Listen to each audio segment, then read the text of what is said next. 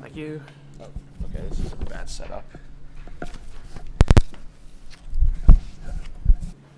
All right, let's get started. So, I think a few announcements first.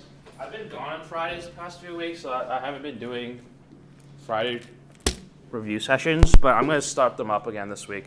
So I'll send an email about it a little later, and I'll probably make another announcement at the end here once there's actually people that show up. So, but anyhow, let's jump in then to the stuff I have for today. So today we're going to be talking about systems of equations. And essentially, the way I'm going to be doing systems of equations is that we're just going to be going through a lot of examples, and we're just going to be doing, we're just going to do a bunch of examples, and hopefully you will have seen everything on the exam, or on the homework and on the worksheets, so you can do these. So instead of doing, if you recall when we did system of equations before, we kind of did this change of basis substitution kind of stuff, where we swap the basis into the eigenspace, into the eigenbasis, and then solve the differential equations in the eigenbasis, and then convert it back to the original basis using the S matrix. So all of that can just actually be done simultaneously just by finding eigenvalues and eigenvectors. So this shouldn't be. So this will be a lot easier than before. So okay, let's jump in with examples. So the first one is going to be x prime is equal to -2, 0, 0, -4, 0, 1, -4, 2, 1 times x. Right? So you have this form, x prime is equal to ax. And we should be comfortable with converting lines of equations into this kind of matrices. I'm just assuming that you know how to do that already. So, so it's going to be matrix times x. And so how do we do this? You want to find the eigenvalues and eigenvectors. Okay? So let's do that. So let's take the determinant of this coefficient matrix in the middle. And so determinant of a minus lambda I is going to be equal to the determinant of -2 minus lambda, 0, 0, -4, negative lambda, 1, -4, 2, 1 minus lambda. All right, so chapter 7 returns and rears its ugly head, and we have to do determinant and cofactor expansion and all that good stuff. Okay, so what is this? This is -2 minus lambda times negative lambda 1 to -1 minus lambda. And after simplification, you should be able to get this down to -2 minus lambda, lambda plus 2, lambda minus 1. Okay, and so lambda is equal to -2, -2, and 1.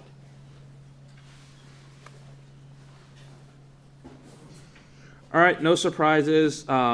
So again, remember, with the repeated eigenvalues, they tend to give us problems occasionally, so we want to deal with them last. So let's deal with the -1 first, the positive 1 first. So let's look at lambda equals 1. And then for lambda equals 1, we have, a minus I, which is equal to -3, 0, 0, -4, -1, 1, and -4, -2, or -4, 2, and -2. Wait. That's a -1. Whoops. All right, so this is a -1 up here. So this is a -1, and then this is -2. Okay. So if we look at this matrix, we find a vector in its kernel. And so what is a vector? What is an eigenvector in the kernel of that matrix? Just by eyeballing.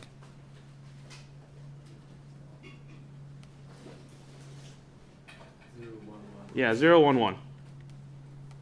Great. Okay. And now lambda equals 2. Right, this has multiplicity 2, so algebraic multiplicity 2, so we need to be a little bit careful. or negative 2. Wow. So this is a plus 2I, and that's equal to 0, 0, 0, negative 4, 2, 1, negative 4, 2, 1. Okay, so as always, when we have algebraic multiplicity greater than 1, we want to look at the rank and the nullity of this matrix. All right, and so what's the rank of this matrix?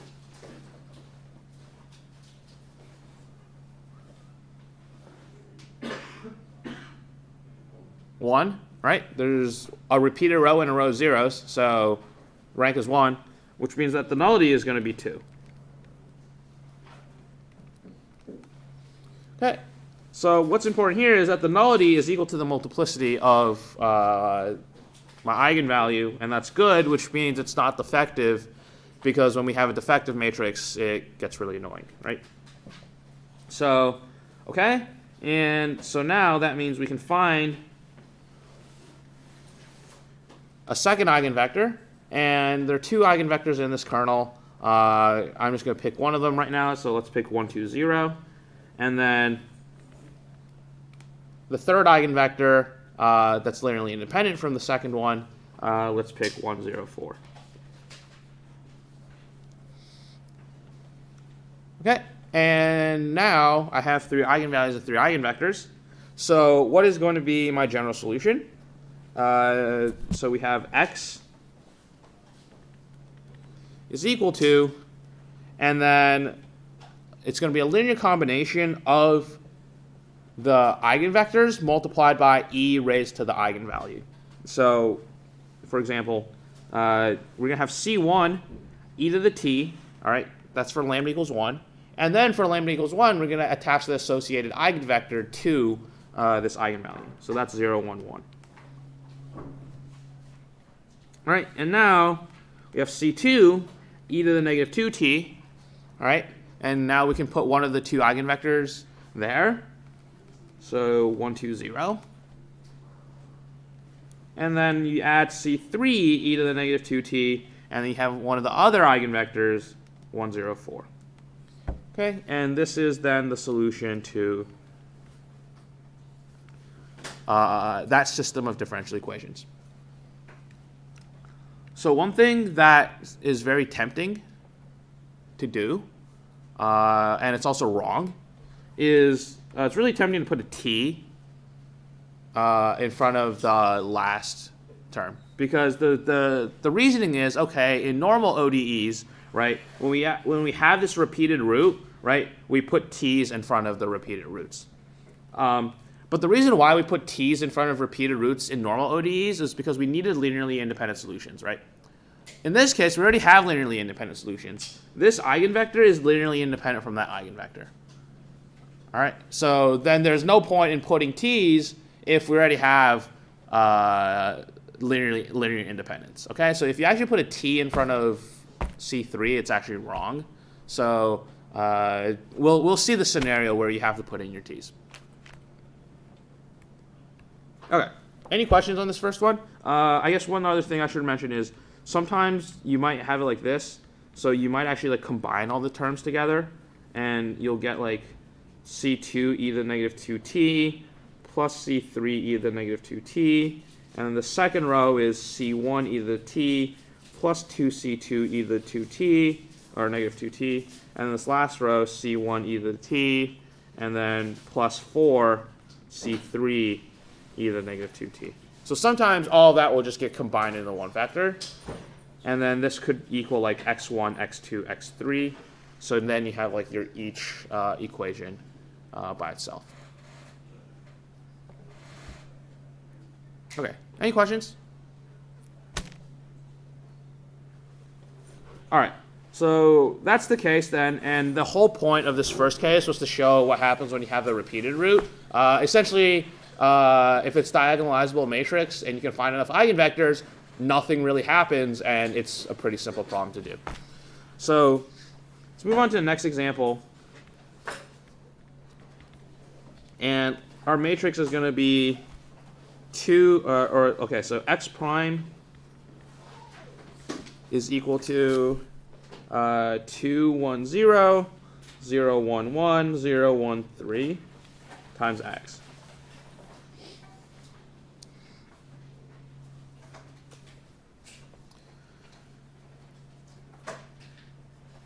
Okay? Again, what we're going to do, we're going to find eigenvalues, eigenvectors. So we want the determinant of a minus lambda I, which is 2 minus lambda, 1, 0, 0, 1 minus lambda, 1, 0, 1, 3 minus lambda.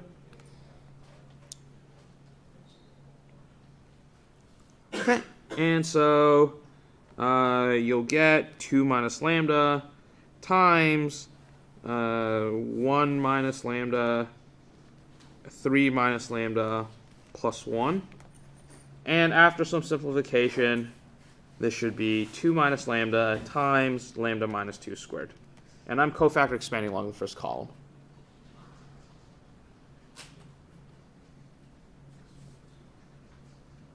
Is that a minus or minus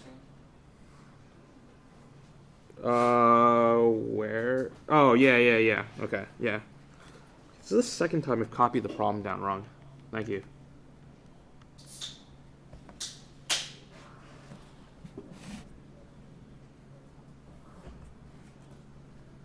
Okay.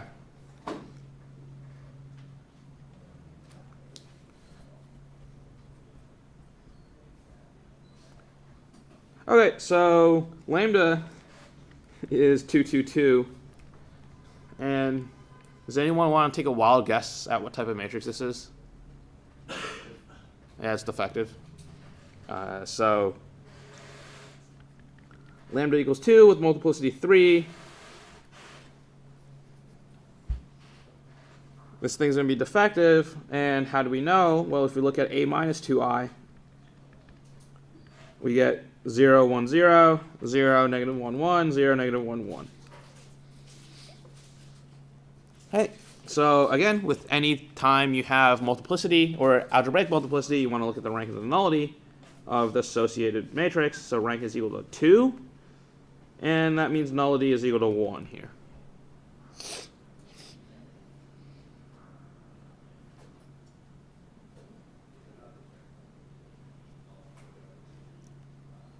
All right, so we're going to proceed as usual. I'm actually going to find S and J, even though it's like not, you like technically don't have to. I think it's just easier to like visualize it once you see S and J.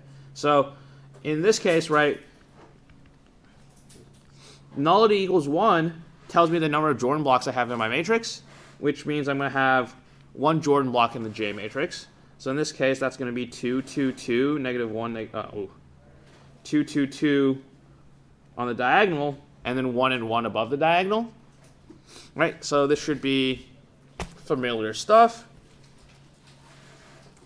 And now we need to find a cycle of generalized eigenvectors corresponding to the block. Right, so S is equal to, and then, so how do we find a cycle? Well, this is a 3 cycle. Right, so this is 3 by 3 blocks, so it means down here in the S matrix, this entire thing is going to get taken up by a 3 cycle. So for 3 cycles, what do we need to do? We need to find a minus lambda I cubed times some generalized eigenvector is equal to 0. A minus lambda I squared times some generalized eigenvector is not equal to 0. And a minus lambda I times some generalized eigenvector is not equal to 0. Okay?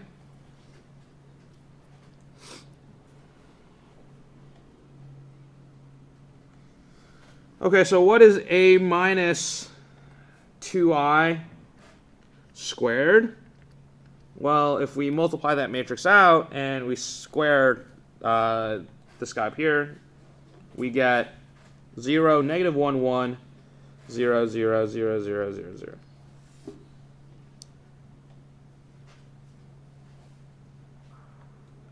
Okay, and then a minus 2I cubed is going to be the 0 matrix.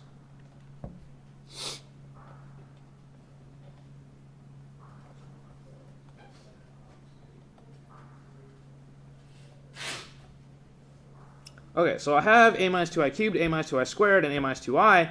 So now I need to pick a generalized eigenvector, right? That is in the kernel of a minus 2i cubed, but not in the kernel of any of the previous lower powered matrices. So, any ideas? Okay, so there's like a methodical way of going about this that I didn't really do previously, so we can talk about it now. Essentially, right, if you look at this matrix for a minus 2i, what's the kernel of this matrix?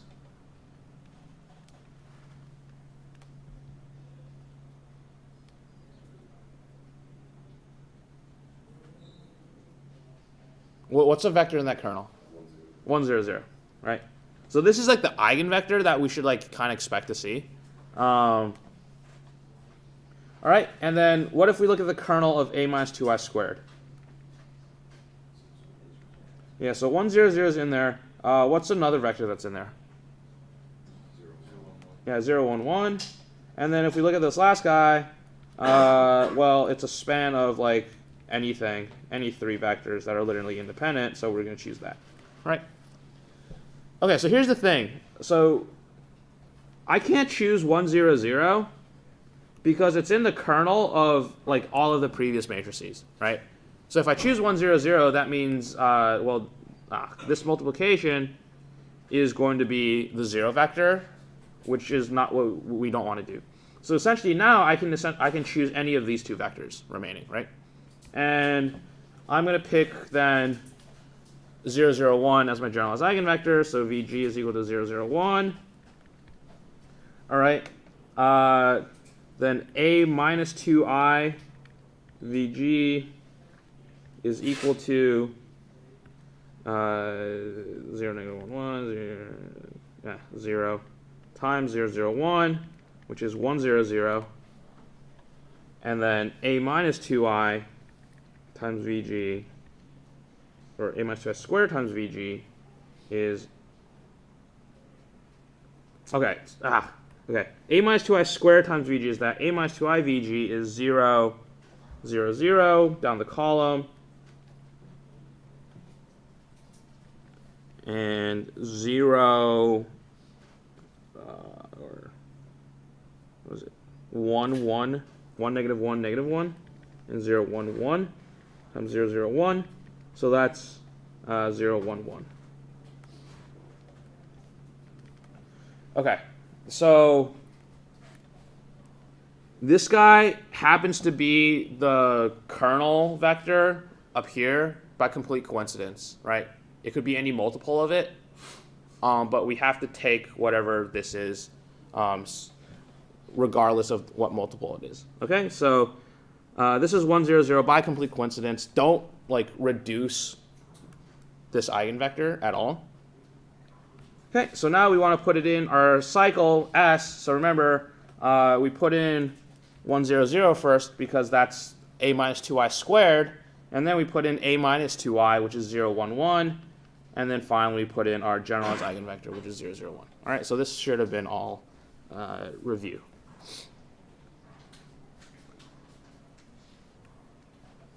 Okay, so now what? So now we want to put together, right? The point is, we're not trying to find. Well, we're not. The problem's not asking you to find S and J for the matrix. It's asking you to find the system, the solution to the system of equations. So what is the solution? What is the solution to the system of equations? So X is going to be equal to, all right, C1 e to the 2t, right? That's no surprise. And then what we're going to do is we're going to go to our S matrix, and we're going to take the first column. All right? So it's going to be that times 1, 0, 0.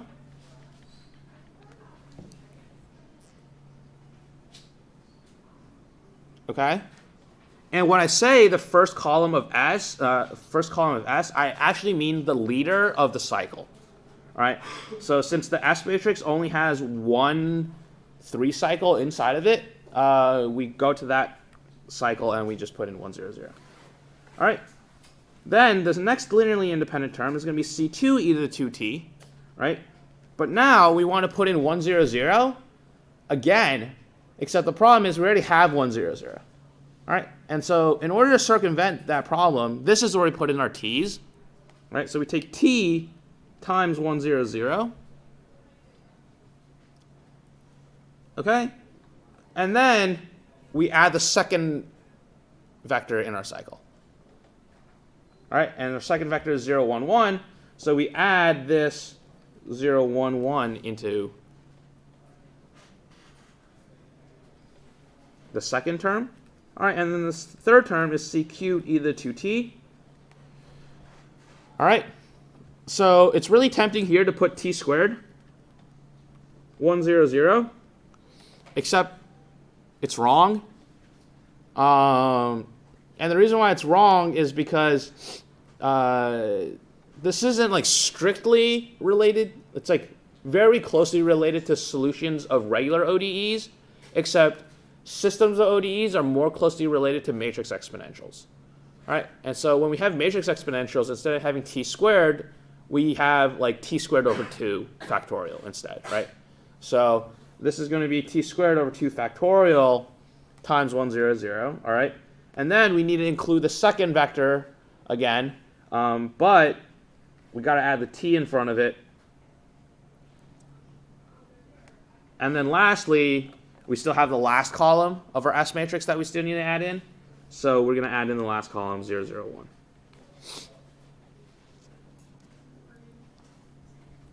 Okay, and so now this is going to be the solution to our system of equations.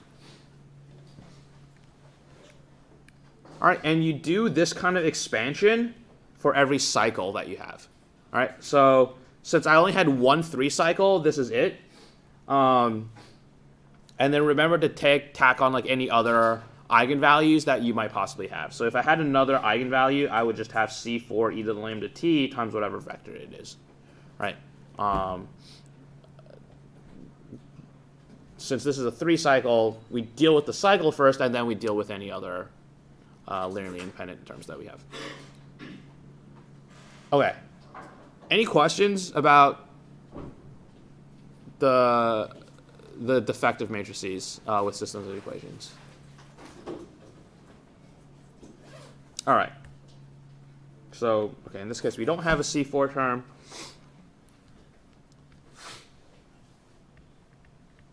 All right, so we've dealt with repeated roots, non-defective, repeated roots, defective. So really the only other example that we have now that we really have to consider is what happens when we have complex value eigenvalues, okay? And so consider then the following: x prime is equal to 1, 2, negative 2, 2, 5, negative 2, 4, 12, negative 5.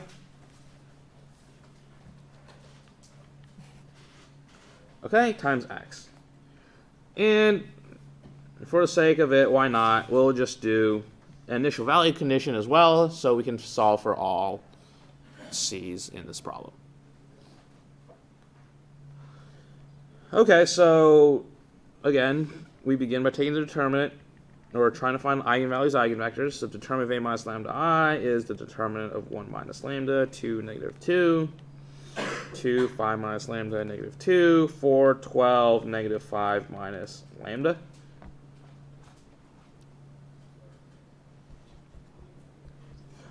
Okay, there's no really good cofactor expansion, so I'm just going to expand along the top row. So you get this term, right, and then you get minus 2 times negative 5 minus lambda plus 8. And then you get minus 2 times 24 minus 4 times 5 minus lambda. All right. Yeah, the math isn't great. But after working with this, I guess, you miraculously get this to simplify into the following.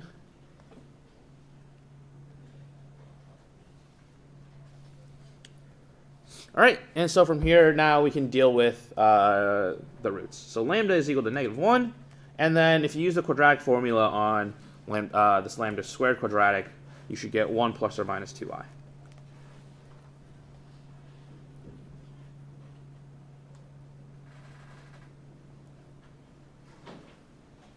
All right.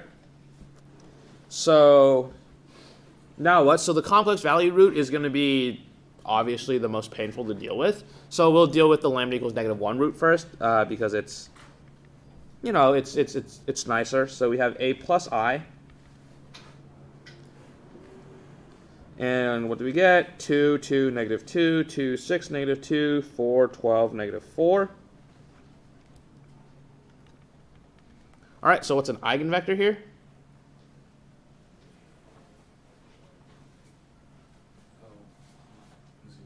1, 0, 1.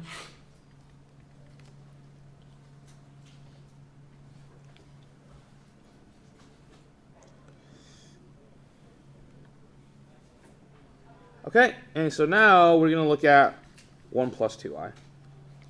So I think we talked about this briefly when we talked about eigenvalues and eigenvectors.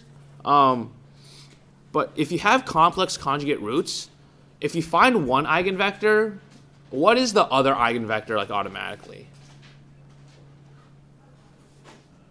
Does anyone remember this? Yeah, it's the conjugate, right? So you just take any imaginary terms and you just flip the sign on them. And so because that's the case, we only need to deal with one of these complex roots. All right, so we don't really need to look at 1 minus 2i because we can just immediately find what the eigenvector is. So let's take a look at 1 plus 2i. So this is a minus 1 plus 2i I. Ugh. And that's equal to -2i, 2, -2, 4, 4 minus 2i, -2, or, sorry, 2, 4 minus 2i, -2, 4, 12, -6 minus 2i.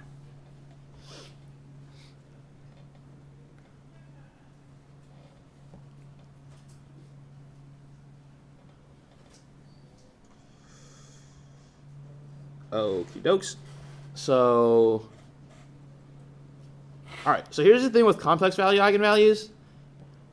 It's like impossible to eyeball the kernel of that thing. If you can do it, go ahead, be my guest.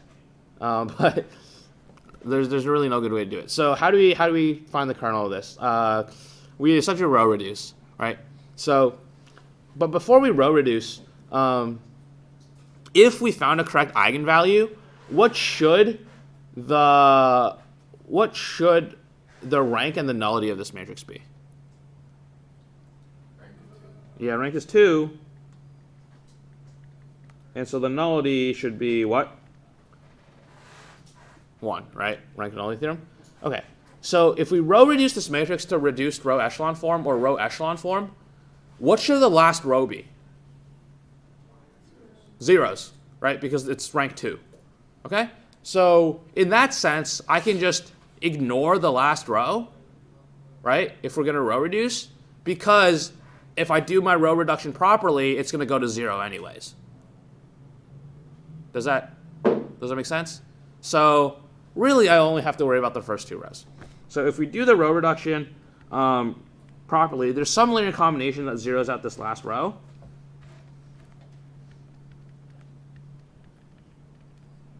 And then we have our other rows. Okay? And then now what? Okay, so now I'm going to divide. Actually, do I need to divide anything? Probably not. So I'm going to multiply the top row by I. All right, and the reason I'm going to do that is because I want my leading term in the top left to be not imaginary. It makes row reduction a little easier. So in this case, this will be, so this is going to be -2i squared.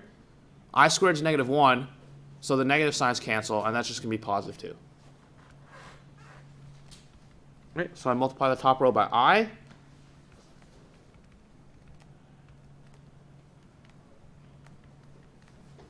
Right, so now I get that. Okay, so now what? I'm going to subtract row 2 minus row 1 and put that in row 2. So 2, 2i, -2i, 0. Okay, 4 minus 2i minus 2i, that's 4 minus 4i, and then -2 minus 2i, that's -2 plus 2i.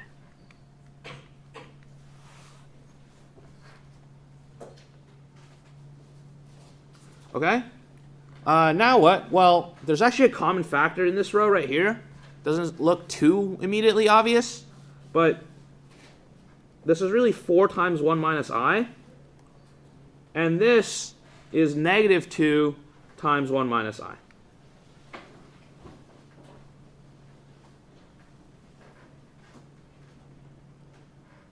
Okay, so what does that mean? That means I can just divide that second row by 1 minus I, and it makes life a lot easier. So dividing the second row by 1 minus I, I'll get 2i, negative 2i, and then 0, 4, negative 2.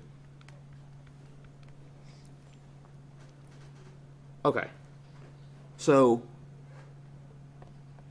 we should be able to get a vector in the kernel now.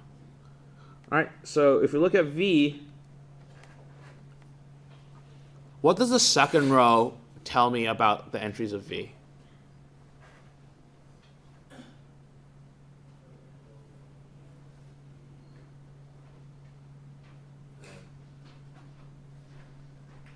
So essentially, right, what does V do? V makes sure that like these dot products are all 0, right? The dot product between the row and that column. So in this case, right, row 2 doesn't tell me anything about the first entry, right, because it's a 0 there. So we'll just call this entry, I guess, Z for now. But how do I zero out row 2 with the last 2 entries? 1, 2. Right? So I know my vector is going to be some form Z, 1, 2. And now to find Z, I use the first row to do that. Okay? So then the first row dotted with Z, 1, 2 is going to be 2Z plus 2I minus 4I is equal to 0. All right, so this is from row 1.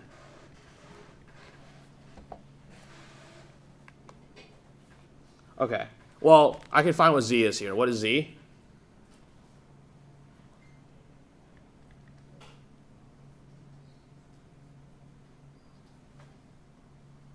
I, yeah.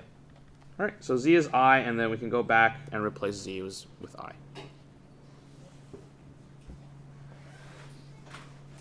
Okay, so that's going to be my vector. Eigenvector is I, 1, 2. All right, and that means for lambda equal to 1 minus 2i, my eigenvector is negative I, 1, 2. Right, just immediately that comes out. And the reason is because if you think about it carefully, the only thing we did was flip the sign here. So only these like signs will get flipped, right? And essentially then only the complex part is really affected by the sign change.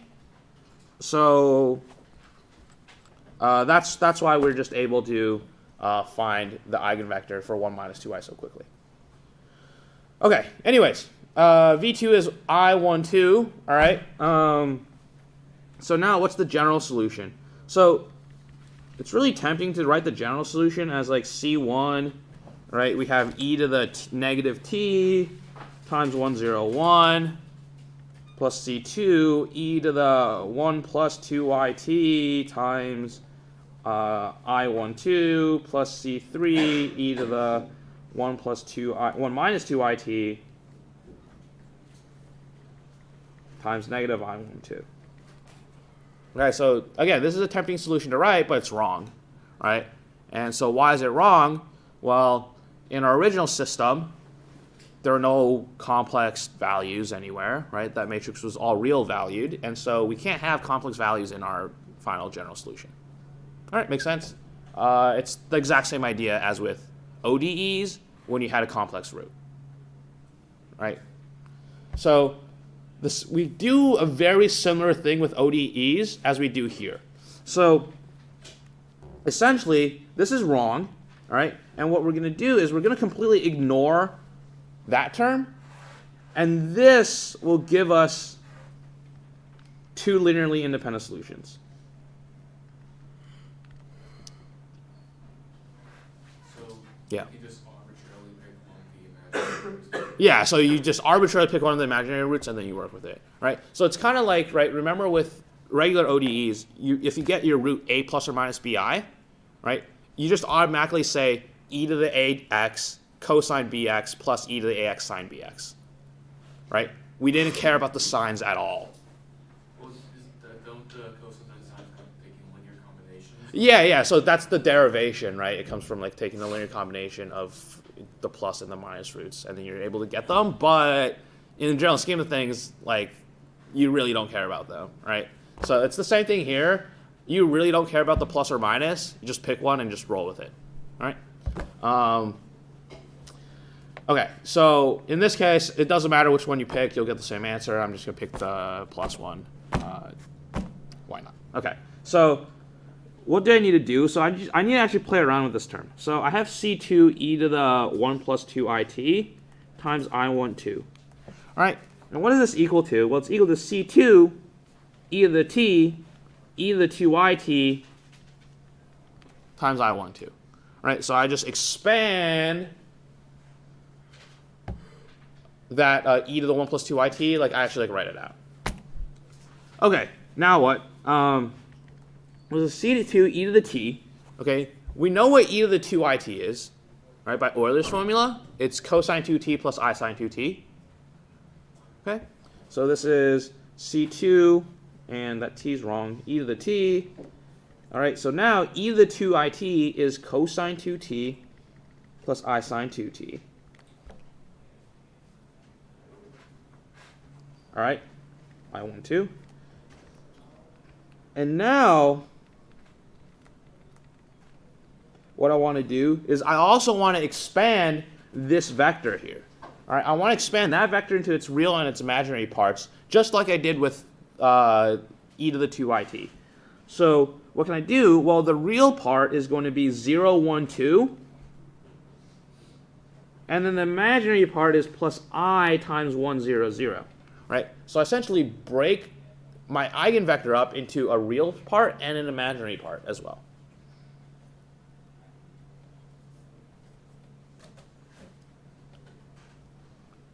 Okay, so now what? Well, now we got to FOIL. All right, so we got to FOIL those terms here. So, okay, this is c2 e to the t, and now I got a FOIL, so first I'll get cosine 2t times 1, 0, 0. All right. Outer, I get plus I cosine 2t times 1, 0, 0. Oh, okay. So first is, I messed up. This is 0, 1, 2. Okay, so cosine 2t times 0, 1, 2. That's the first term. Outer terms, I get I cosine 2t times 1, 0, 0. Inner, I get I sine 2t times 0, 1, 2. And then last, I get I squared sine 2t times 1, 0, 0. But I squared is negative 1. So this is minus sine 2t 1, 0, 0. Okay. So how am I going to get real and imaginary terms here? Right? Oh, no. So how am I going to get two solutions to this problem? Well, it's kind of like what we did with ODEs again, is that you take the real parts, and that's a solution, and you take the imaginary parts, and that's another solution. All right? So remember, with ODEs, when we do Euler's formula, again, it's cosine bt plus I sine bt, but we kind of just ignore the I in front of the sine, right? And then we multiply everything through with e to the at. So it's the same idea here. We look at that, we group them based off of if you're real or imaginary. So here are my real terms, right, in yellow, and then here are my imaginary terms in orange, right? So the real terms will give me one solution, and then the imaginary terms will give me another solution. So my final answer is going to be x, all right, and then we have c1 e to the negative t times 101, and then we add c2 e to the t, all right, and then in here I'm just going to put in the real solution first, all right. It doesn't matter which one you pick. First So I'm going to take cosine 2t, 0, 1, 2. All right, and then I'm going to subtract sine 2t, 1, 0, 0. Okay, so that's going to be my real solution. And then I'm going to have c3 e to the t. And now, or is this e to the t? Yeah, it is e to the t, right? Okay.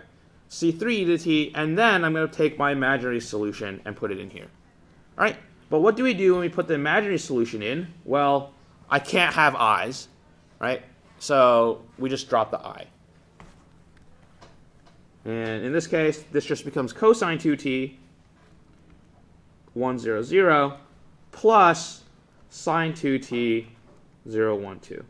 Right, so the real parts go with the real solution, the imaginary parts go with the imaginary solution, but you drop the I, and now you have linearly independent solutions. All right, and so the question here then is, why does it work? The derivation is very similar to the derivation that we did with complex roots in the ODE case, where if you actually work out both eigenvalues, you can take a linear combination and get this as a result. Okay, it's very similar. I'm not going to do that derivation again. I think that derivation with the ODEs is actually I actually recorded that. So so this is kind of one of the just like take it and just like have faith that it works and it's correct. Okay, any questions about complex valued solutions? Yeah. Just to clarify, is it C3 because you pull out the I scalar? Yeah, exactly. Right. So you kind of treat I as like a scalar, and then you pull it into the C2, and then it just becomes a new scalar. Exactly. Yeah. Can this ever be like defective? Or? Yeah, it can. Okay. I don't think we'll do that. I've never seen one actually, so I don't think you have to worry about that. Yeah, but you can't have defective. No, actually, I have seen defective complex value ones. Never mind, but don't worry about them. Okay. Any questions? All right. So the remaining time, let's see. Okay. So let's rewrite a differential equation as a system of diff EQs. So you can think of it as a first order system of diff EQs. So this is an example, or this is something you have to do on your homework. Y double prime minus y prime minus 4 sine y is equal to 0. Okay, so you did something kind of similar on your homework due this week, except you like rewrote a system in terms of a first order system, right? But in this case, you're writing an ODE in terms of a first order system. All right, so the thought process is similar. We just define a bunch of like variables, and it happens to work out that if you take derivatives, you'll get the right thing. So you just kind of do this. You just kind of follow this example almost like always. So I'm going to let x1 equal y and x2 equal y prime. All right, and this is just like the first step that you do.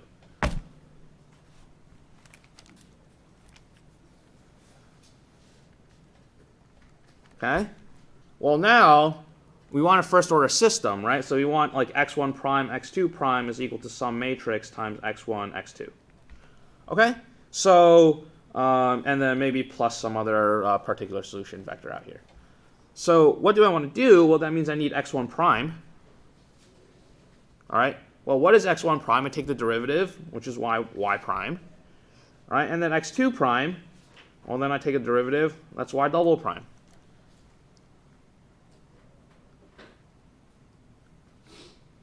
All right. But what is y prime?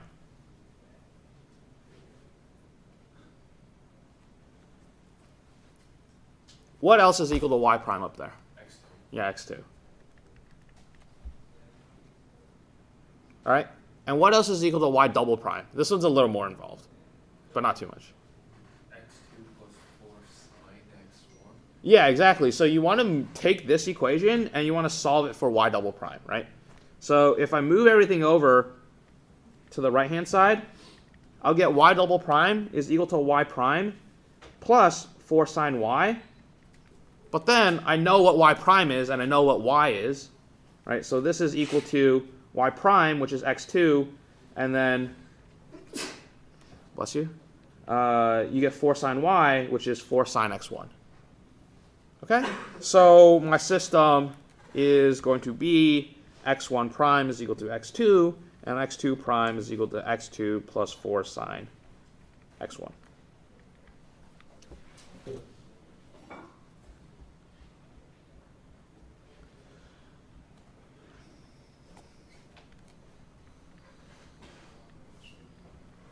All right, lastly, we're going to talk about solving non-homogeneous systems. Okay? So far, we've all solved homogeneous systems. And so what is an example of a non-homogeneous system? So here's an example. x1 prime is equal to x1 plus 2x2 plus 5e to the 4t. Right, so now we have this 5e to the 4t term just hanging around. And then x2 prime is equal to 2x1 plus x2.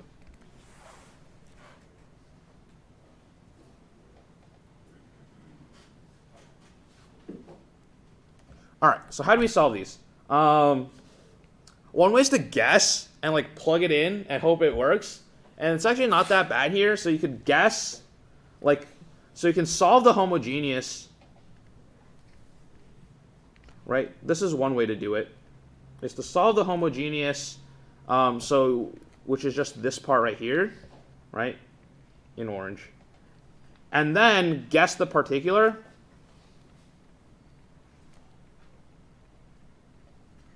Which in this case, I mean, a good guess would be like a e to the 4t, b e to the 4t. Right? And like plug it in and solve for the constants. So this is one way to do it. The way I'm going to do it is by elimination. Okay? And this is how you solve it by elimination.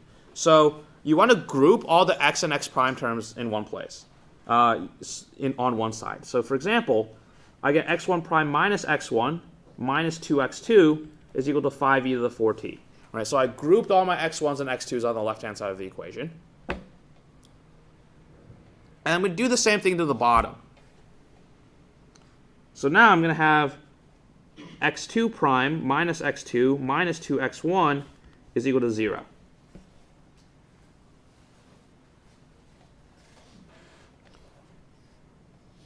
Okay? But notice that x1 prime minus x1, this is really d minus 1 times x1. Right? Because what does the d do? The d takes the derivative, and then you subtract x1, right? So now I'm going to rewrite this system as d minus 1 x1 minus 2x2 is equal to 5e to the 4t.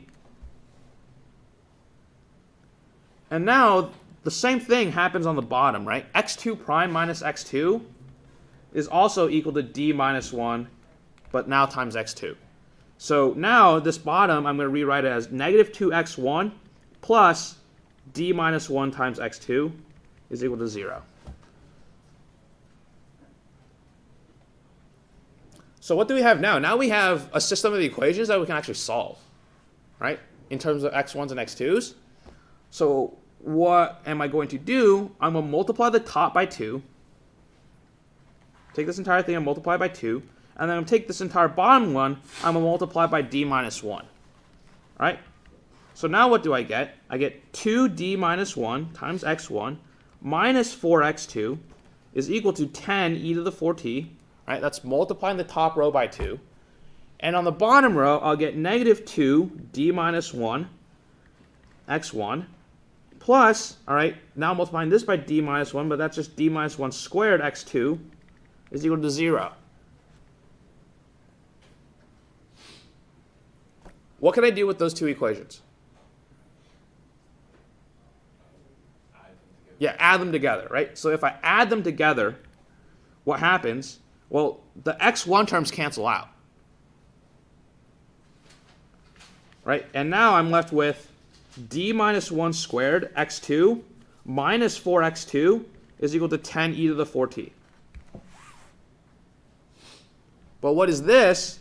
This is d squared minus 2d plus 1 applied to x2 minus 4x2. And I'll hand these out right now because we're a little over.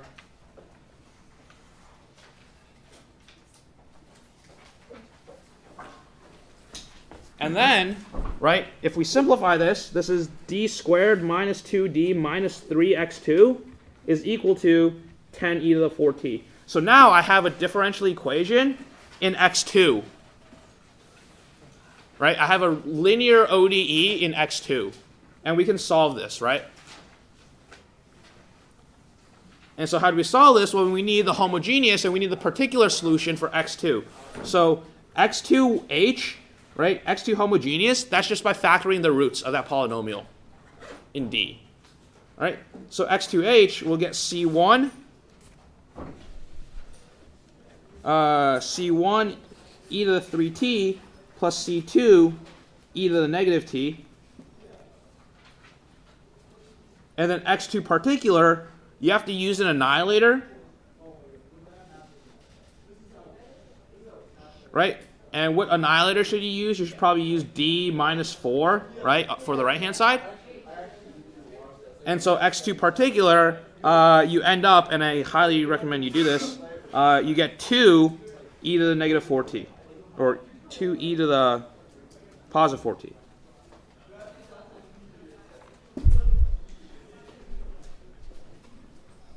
Okay?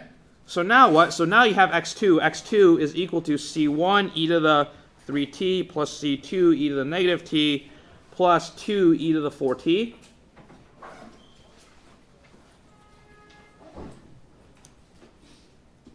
Okay? And then how do we solve for x1?